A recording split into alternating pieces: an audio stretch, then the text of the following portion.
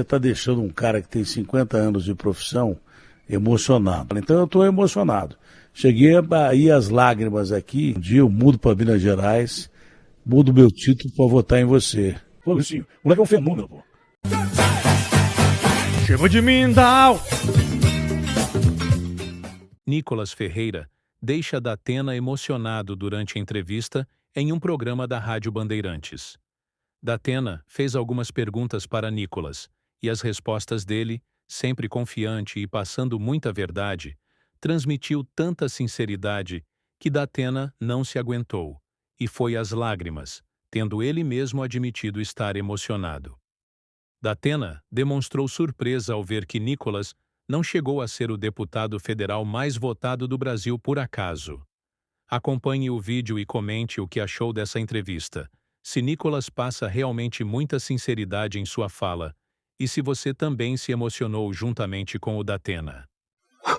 Bom dia e parabéns, hein?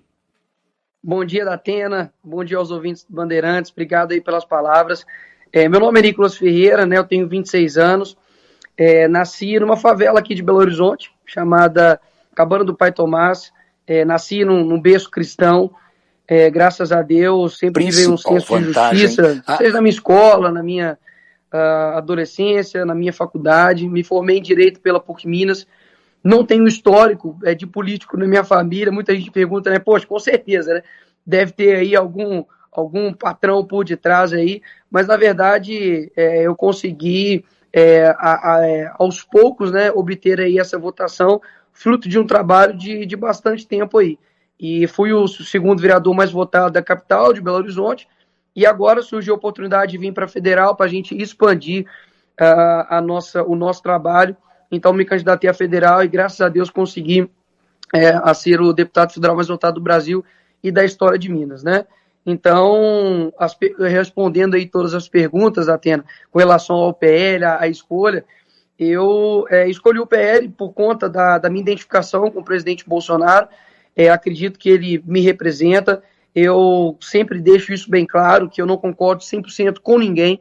A única pessoa que eu concordo 100% é Jesus Cristo, mas eu acredito que pior do que uma decisão mal feita é não tomar uma. Então eu não quero ficar indeciso, né? Não quero deixar de tomar minha decisão, e acredito que o presidente Bolsonaro seja essa a melhor decisão. Por isso estive ao lado dele, estou ao lado dele, e por isso também escolhi o partido PL para poder ter essa identificação. Eu sempre falo isso, principalmente para o jovem. Não existe espaço vazio. Se você não ocupa esse espaço, outra pessoa vai ocupar, mas nunca vai ficar vazio. Né? Não existe pacto na política. Então, por isso, inclusive, foi uma das minhas vontades para entrar na política. Né? Esses 1,5 milhão de votos iria ficar difuso para uma pessoa ou outras pessoas. Então, eu prefiro que eu ocupe esse espaço, conhecendo quem eu sou, do que entregar isso de bandeja para uma outra pessoa. Parabéns, porque isso é Platão. Isso vem da democracia, lá do princípio da democracia da Grécia. Se você não ocupar uma posição política, possivelmente será governado pelos maus. Isso é um princípio básico da democracia. Você deixa o espaço para um, ou para, no seu caso, 1,5 milhão de votos, quantos que seriam ruins ou não tão bons quanto você, que ocupariam esses cargos. Mas, Nicolas, você não foi o segundo vereador mais votado, eu não sei com que idade, à toa, não é? O que é que você fez para merecer isso? Que tipo de trabalho você fez na comunidade e como você chegou ao deputado federal mais bem votado do Brasil? Tem uma história atrás disso aí. Você pode resumir essa história para a gente, por gentileza? Claro. No período da faculdade, eu comecei a me posicionar. Infelizmente, hoje, os meios aí de ensino não formam mais estudantes, mas acabam formando ativistas. E eu sempre me posicionei contra.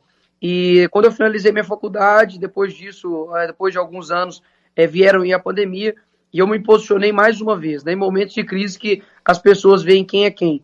E nisso eu me posicionei, dizendo que a gente precisava ter um equilíbrio.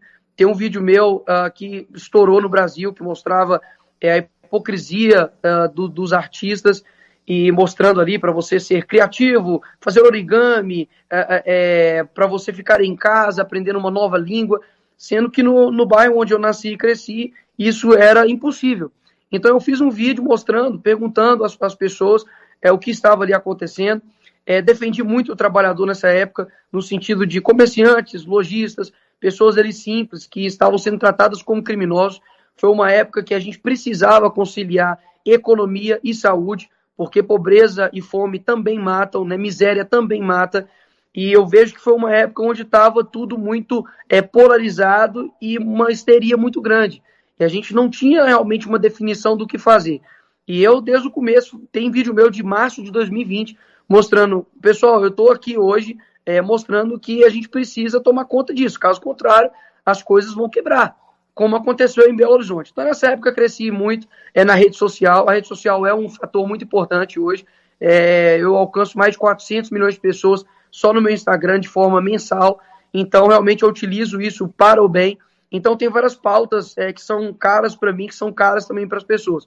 Eu acho que não há uma fórmula mágica para você ter essas votações expressivas. O que eu tenho sentido a primeira coisa, eu consagrei isso a Cristo, não estou de careca à toa, eu fiz um voto a Deus, pedindo para que se eu fosse o deputado federal mais votado de Minas, eu iria raspar a cabeça, assim como fez Paulo, e graças a Deus, Deus me deu um presente sendo o deputado federal mais votado do Brasil. Então, acho que a primeira coisa é essa, consagrar ao Senhor, porque quando eu for pelas minhas forças, aí eu estou errado. E segundo, eu acho que é batalhar muito, ser sincero com as suas pautas, porque eu acho que o povo brasileiro mais gosta é de ser genuíno. Você pode ser genuíno em ser errado, mas ainda assim as pessoas vão gostar de você se você for genuíno, né? Então eu vejo que o segredo do político, de qualquer pessoa, é ser genuíno naquilo que você fala. Você defende a vida, seja genuína. Defende a família, seja genuíno. Defende, contra o aborto, é contra a legalização das drogas, não importa, desde que você seja genuíno e as pessoas sintam sinceridade. As pessoas estão cansadas, Atena, de aqueles políticos feitos por pranchetas de marketing que falam isso, falam aquilo. Eu realmente hoje cheguei aqui para você, assim como você está me entrevistando, de coração aberto, sem saber quais seriam as perguntas, para que fosse da melhor maneira possível. Olha, em primeiro lugar, você está deixando um cara que tem 50 anos de profissão emocionado, né, pelo seu conteúdo, pela sua forma de juntar palavras. Eu trabalho com isso há 50 anos. Não é fácil. Tem gente que tem um conteúdo extraordinário, mas não tem o dom de comunicar esse conteúdo. Tem muita gente que, se tivesse esse dom, estaria em posições de liderança na nação, mas não tem condição de comunicar o que pensa, com a clareza que você fala. Então eu estou emocionado. Cheguei a ir às lágrimas aqui, porque aí sim eu acredito no meu país. Não interessa a ideologia, sinceramente, não interessa mesmo. No seu caso, por exemplo, a gente vê que você é um princípio de uma coisa mais básica de todas. É simplesmente dizer a verdade, cara. Não tem nada mais importante do que você ser verdadeiro, né? Falando nisso, como você vê e pensa o Brasil de verdade, esse Brasil de hoje? Porque você é um menino de 26 anos de idade. A juventude, Sêneca já dizia que o tempo não dá moeda de troca.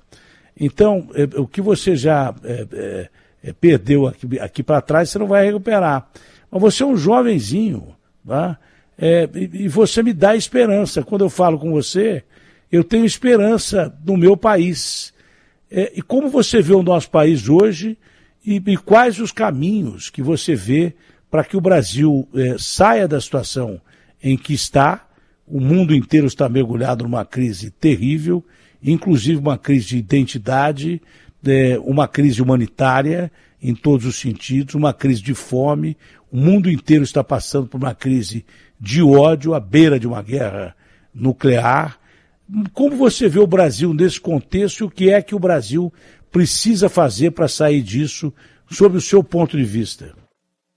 Tatena, eu acho que além da crise econômica que a gente vive, né, que foi uma pandemia global, né, afetou o mundo inteiro, tivemos aí uma guerra também a 10 mil quilômetros de distância do nosso país, que também nos afetou, mas a minha preocupação primordial é com relação à crise moral. eu vejo que um país ele pode ter ali seu transporte público funcionando. Eu estive no começo desse ano na Europa e eu vi isso.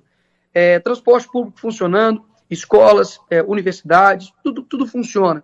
Mas quando você olha para dentro do olho do jovem, parece que há uma alma vazia. Então eu vejo que nós somos um ser tricotômico, né? Corpo, alma e espírito. Então se a gente deixa de alimentar cada um deles, a gente vai perecer. Então eu vejo que para mudar o Brasil, e me colocando aqui numa posição humilde, quem sou eu para falar a mudança de um país inteiro? Mas eu acho que há um começo. Eu acho que a primeira coisa realmente é a gente saber da nossa história. Porque um país que não sabe da sua história não sabe da sua identidade. Então, quando você não sabe a sua identidade, alguém vai querer te impor uma. E eu acho que isso que falta hoje. Hoje o jovem, ele é guiado por um monte de pessoas, não sabe o que é, ele é escravo das suas vontades, só que as consequências é ele que aguenta. Então tem um monte de gente que vai colocando ali em cima dele o que ele deve fazer, só que as consequências é ele que aguenta no final das contas, porque ele é autor das suas ações. Então eu vejo que a primeira coisa que a gente tem que fazer realmente é olhar para a nossa história, ver aquilo que deu certo, ver aquilo que não deu certo, e é por isso, inclusive, que eu sou conservador. Eu quero conservar aquilo que é bom. Eu olho para trás e falo, peraí, a família deu certo? Então, vamos aplicar a minha vida. O casamento deu certo? Então eu vou aplicar a minha vida. O divórcio deu certo lá atrás? Não deu, então peraí. É algo aqui, então, que eu não quero aplicar para mim. Então eu vejo que se as pessoas conhecerem o passado, que é a única matéria de análise que a gente tem, né? Porque o presente a gente está vivendo, o futuro não existe. Então eu acho que a gente realmente precisa olhar para o passado, ver aquilo que está dando certo e fazer como a Bíblia pede, é a árvore pelos frutos. É nessa decisão, por exemplo, política que nós estamos agora, né? Eu peço para o nosso ouvinte aí fazer como a Bíblia pede, ver a árvore pelos frutos. E você vai ver qual fruto ali te agrada mais, porque no fim das contas, se você absteve aí o seu voto, né, mais de 40 milhões de pessoas, contando brancos e nulos, aí deixaram de votar ou votaram branco e nulo, você vai ser governado por uma pessoa que foi votada. Então, querendo ou não, você vai ter as consequências aí dessa decisão de outras pessoas. Então, eu acho que o futuro do nosso país, o futuro do mundo inteiro, realmente não é uma fórmula mágica, mas a importância da gente olhar para trás, ver aquilo que deu certo, realmente, para mim, eu vejo que é primordial. Caso contrário, vão tentar emplacar identidades na gente e a gente vai ficar órfão de boas referências e a gente vai perder, talvez, a maior referência que a gente tem há 2000 anos atrás. Datena, eu sou um entusiasta de coisas boas. Assim, muita gente chega no espaço de política e quer ser monopolista de pautas, né? Ah, eu falo sobre isso, eu falo sobre aquilo, você não toca na minha área. E eu nunca fui assim, até mesmo que em BH eu tive votos em todas as regiões. Então acabou essa coisa de, eu sou vereador bairrista, né? Ou eu sou deputado de região. Pelo contrário, se alguém da PRF vir até mim com uma boa demanda, eu vou atender. Se alguém com outras demandas vierem até mim, eu também vou atender. Mas eu quero deixar algo claro aqui, com relação à verdade que você disse há um tempo atrás, que assim, o próprio Jesus Cristo ele foi crucificado por também dizer a verdade. Né? Então foi exatamente por isso. Pilatos ele não achou nada, e inclusive na hora de discutir com Jesus ali, Pilatos fala assim, mas peraí, o que é a verdade? Então um ponto que a gente precisa deixar bem claro na política, assim como em qualquer lugar da nossa vida, é que há uma verdade. Podem ter coisas subjetivas nossas, eu gosto de sorvete de chocolate, o senhor pode gostar de morango, baunilha, mas em outras coisas não tem como dar essa relativizada. E isso é muito perigoso. Então eu acho que hoje também um princípio que eu levo para dentro da política existe sim uma verdade, e a gente tem o direito de lutar por ela. Eu acho que matar um inocente, né, injustamente é errado e ponto. Pode ser aqui, pode ser na Tailândia, pode ser na China, não importa. Então eu acho que a gente precisa ser firme nos nossos posicionamentos. Esse relativismo moral pode destruir muita coisa como tem destruído. Então eu vejo que na política não é diferente. A gente tem que colocar as prioridades e fazer o sacrifício. E eu sempre falo isso. Sacrifício é sempre colocar o outro como protagonista e não você. Eu realmente não penso nisso. Muita gente deposita confiança em mim e fala, talvez você pode chegar à presidência, pode chegar a alguma outra coisa. E eu falo de coração, eu não penso nisso, isso não está em mim, porque eu sei que muita gente colocou isso no coração e isso acabou destruindo a pessoa. Então eu não penso. Para mim, eu tenho agora, eu fui fui eleito deputado, ainda estou, né, obviamente, como vereador. Então eu não tenho isso como um alvo de poder. A única coisa que eu peço para Deus eu sou falho, eu erro, tá, Datena? Eu erro, eu falho. Eu tenho 26 anos, tenho muito que aprender. Eu acredito que se não fosse os perdões que Deus ofereceu na minha vida, eu não estaria aqui. Mas uma coisa é certa, eu sou um cara para poder realmente ir mostrando que é possível a gente ser luz na escuridão. Mas sou firme. Pode ter certeza que eu sou firme. Eu não sou homem de geleia, não. Se eu tiver que, tanto para poder ir, quanto para poder voltar. Eu sou firme tanto para poder afirmar algo, quanto para mim voltar atrás e pedir desculpa e me redimir, porque eu acho que a gente precisa ter isso hoje. Hoje parece que ninguém consegue pedir um desculpa, pedir um perdão. Parece que dói muito, né? Então, eu quero aqui, inclusive, né, dizer que teci algumas críticas a você, Datena. Ao meio aqui da entrevista, eu estava lembrando disso. Não me lembro qual, eu nem lembro qual mesmo. Acredito que foi na época da pandemia, algo do tipo, ou alguma coisa... Pode entrar na fila, Nicolas. Pode entrar na fila. Se eu tive a honra de ser criticado por você, eu gostaria um dia de conversar com você para que você me dissesse onde você acha que eu erro, para poder aprender com você, como estou aprendendo agora aqui. Essa é uma das entrevistas que eu estou mais aprendendo com um menino que tem uma diferença de idade enorme para comigo, mas que tem um conteúdo muito maior do que o meu, eu não tenho dúvida nenhuma disso. Talvez muitas das vezes, Atena, a gente não erra na crítica, mas erra na proporção da crítica, né? No nível ali que a gente fala com as outras pessoas. Mas assim, eu aproveitei realmente essa oportunidade aqui, porque eu vejo o dia a dia, sabe, das pessoas. Eu vejo como as pessoas elas lidam umas com as outras, só que elas veem talvez o Nicolas rede social e não vê o Nicolas dia a dia. Então, do mesmo jeito que eu estou conversando aqui com o senhor, eu converso com uma pessoa na padaria, no elevador. Eu sempre gostei de tratar com pessoas. Então, eu acho que agora falta isso. Não é mais na manada, não é mais ali no ataque, mas, na verdade, é no convite. Eu acredito que quem vai ganhar essas eleições aí é quem teve a maior capacidade, a maior habilidade de convidar as pessoas e não de repelir as pessoas. Isso não quer dizer que o convite tem que ser um convite que esconde os nossos valores, que esconde o nosso temperamento. Cada um tem um temperamento. Eu sou realmente um pouco, como eu posso dizer, eu sou inconformado com as coisas e tem hora que isso me extrapola, mas pode ter certeza que quando eu erro pelo excesso, não pela omissão. Tem gente que é mais tranquilo, mas também é mais mentiroso. Tem gente que é mais explosivo, mas talvez é mais verdadeiro. Então, eu acho que as pessoas têm que ter o feeling, sabe? Tem que ter o sentimento de, peraí, essa pessoa está falando verdade, essa pessoa está falando mentira, e eu acho que, falando agora, né, das eleições, que é o que está pipocando aí agora, realmente, eu acho que quem vai vencer isso é quem vai ter mais uma habilidade de convidar as pessoas e convencê-las de que ele está ali no caminho certo. Eu acredito que a consciência política do brasileiro está mais aprofundada. Antigamente a gente era um oceano de 5 centímetros, né? Meio que sabia mais ou menos de tudo, mas meio artificial. Hoje a gente entra dentro do Uber, o Uber fala, em família a gente conversa sobre política, fala sobre o ministro do STF, etc. Então as pessoas estão mais conscientizadas disso. Agora, eu vejo que é um momento, como eu disse, né, da gente realmente colocar na mesa, sabe, analisar.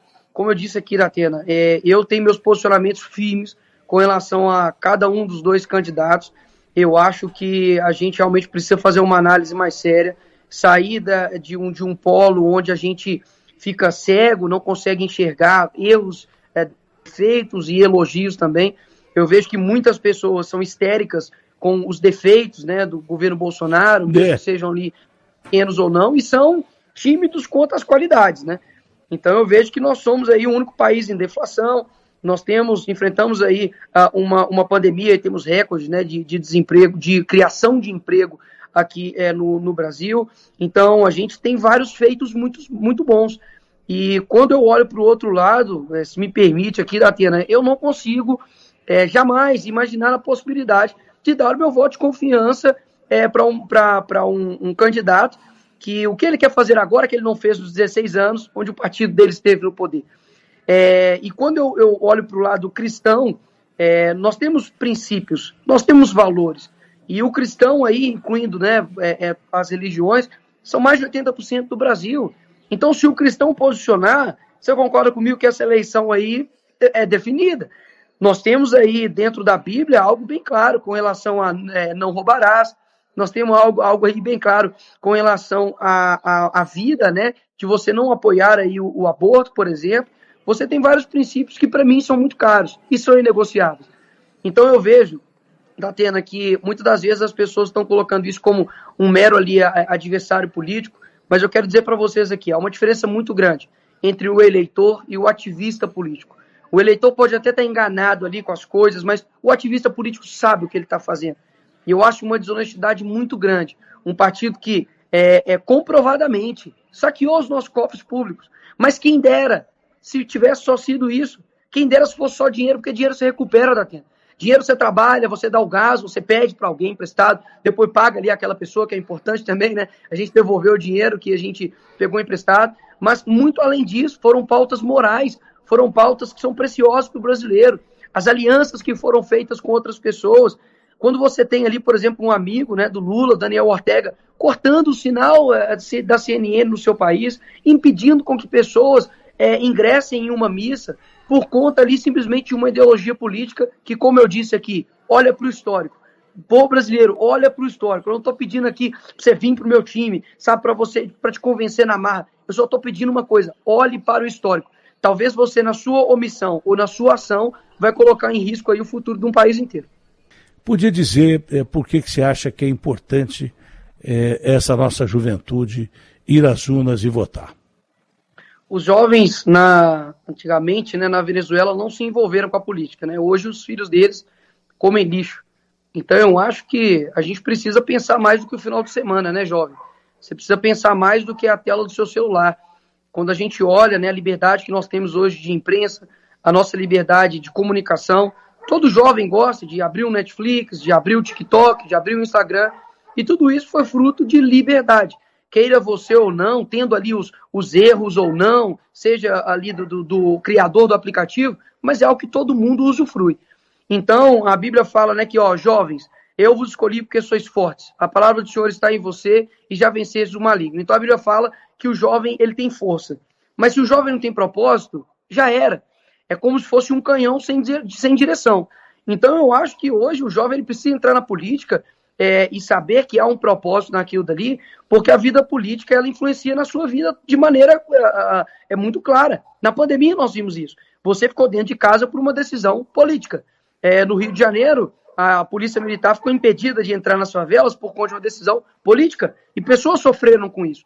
Então eu acho que se você não ocupar esse espaço, outra pessoa vai ocupar. E, Datena, graças a Deus, hoje o jovem ele pode ocupar um espaço sem precisar colocar um Che Guevara no peito, sem precisar se vestir só de vermelho, porque anteriormente eu passei pela faculdade. Eu sei o que é você chegar dentro da universidade e falar, olha, eu sou cristão e eu acredito no sexo só depois do casamento. Você é colocado como se fosse um ET, você é colocado como se fosse um anormal, e na verdade o normal é você ser escravo das suas vontades. Eu bebo, eu fumo, eu transo com quem que eu quiser, eu não ligo para os meus pais, eu não quero, eu quero tomar atitudes de adulto, mas ter consequências de crianças, né? Ninguém quer, de fato, assumir as suas responsabilidades.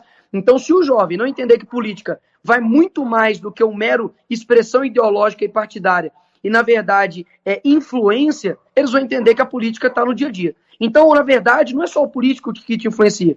Você provavelmente não sabe o número de um projeto de lei da sua cidade, mas você sabe a música que está estourando, você sabe o filme que está estourando, você tem ídolos que falam com você, e isso é o quê? É política. Então, a política é a arte de influenciar. Então, é por isso que o jovem tem que estar dentro da política.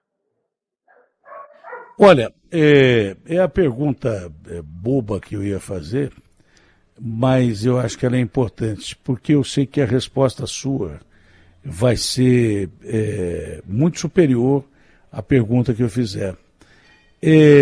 O natural seria que a maior emoção da sua vida teria sido quando você teve essa expressiva votação. Mas é uma pergunta muito simples. Qual foi o momento mais emocionante que você já experimentou até hoje?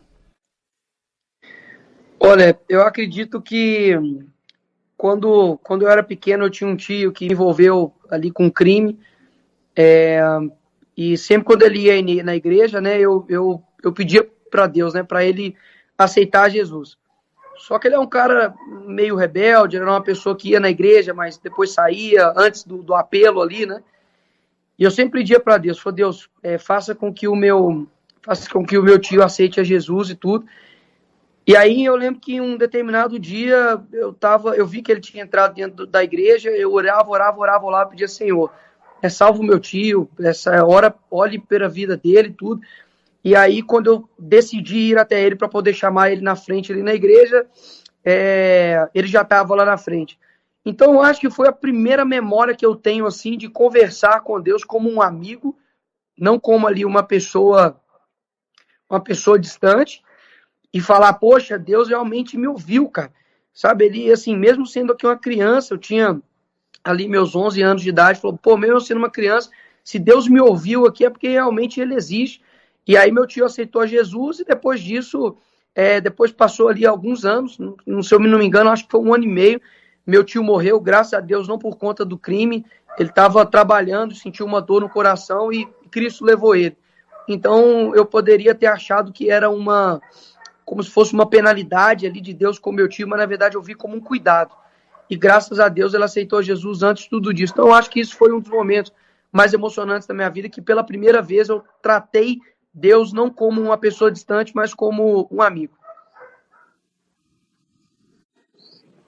Eu não tenho muito mais o que dizer, a não ser que se eu não entrar na política um dia, eu mudo para Minas Gerais, mudo meu título para votar em você.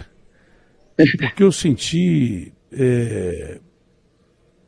uma felicidade tão grande em ver um jovem, não falando com essa facilidade, porque nós temos muitos jovens que falam com facilidade e têm raciocínio rápido e geralmente escolhem comunicação, mas eu percebi que as suas palavras fluem diretamente do coração, que você é um cara inteiramente verdadeiro, sabe? E me sinto orgulhoso que um dia você tenha tentado corrigir algumas falhas que eu possa ter tido. Eu me sinto orgulhoso disso também. E quero dizer que eu estou simplesmente espantado com a sua capacidade de passar coisas boas com tanta facilidade, de falar com tanta facilidade e sentir em todo momento que eu falei com você uma vontade enorme de ser realmente verdadeiro. Parabéns, não foi à toa que você foi o cara mais votado do Brasil. Você tem um futuro que vai aos limites do universo, você está se expandindo como universo. Eu quero ver você ainda num cargo eletivo que possa ajudar mais gente no Brasil, que possa espalhar essa sinceridade sua para essa molecada que precisa e que possa salvar muita gente da escuridão em que está. Você é um cara que, na política, eu acredito de verdade e passo a ser um fã seu a partir do momento que eu lhe entrevistei. Eu aprendi a fazer entrevista há muito tempo. Eu posso não ser o melhor dos entrevistadores, mas eu conheço muito bem gente, até pela minha experiência de vida e pela idade que eu tenho. Que Deus proteja, que o seu futuro seja imensamente maravilhoso e que você continue ajudando as pessoas da forma que você faz. Fica com Deus, muito obrigado e um prazerão em te conhecer. E você tem aqui, quando precisar, um amigo mais velho, com mais idade, com muitos problemas de saúde, mas espero estar aqui para ver você ainda numa posição muito maior na política brasileira, não por questão de vaidade, mas por saber que você, atingindo postos maiores na política, você pode ajudar muito mais gente do que a gente imagina. Foi um prazerão te conhecer, de verdade mesmo. Eu também sou um cara verdadeiro, apesar de errar muito, mas de verdade mesmo. Foi uma das melhores entrevistas que eu fiz da minha vida e estou me sentindo um passageiro da história falando com você. Obrigado, viu, Nicolas? Obrigado, Datena. Obrigado aos ouvintes aí da Bandeirantes. Para mim foi uma honra. Que Deus abençoe o nosso país, que Deus abençoe a nossa nação e que aconteça aí o melhor nessas eleições, mas a gente sabe que não é uma corrida de 100 metros, não é uma maratona. Tem muito ainda para a gente viver, muito para a gente aprender. Oh. E meu coração aqui, humilde perante de tudo que Deus tem colocado na minha vida. É só o início da caminhada. Forte abraço aí. Obrigado, meu irmão. Um abraço grande. O Agostinho. O moleque é um fenômeno, pô. O que você achou dessa entrevista? Nicolas de fato surpreendeu Datena a ponto de emocioná-lo? Datena pegou leve com ele nas perguntas que fez?